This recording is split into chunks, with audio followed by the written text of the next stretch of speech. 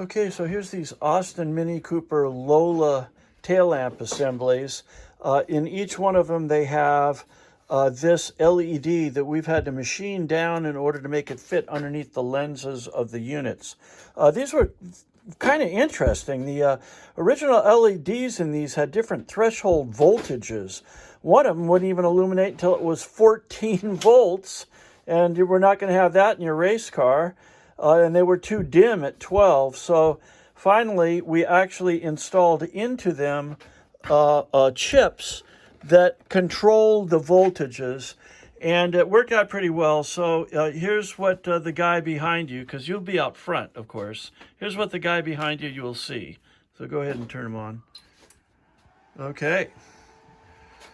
And then, of course, there's a running and a brake light. I don't know if you'll be running them simultaneously or not. Camera doesn't really do a good job of reproducing this light because one of them is obviously more red. But in any case, you have to see them in person. They worked out pretty well. Thank you.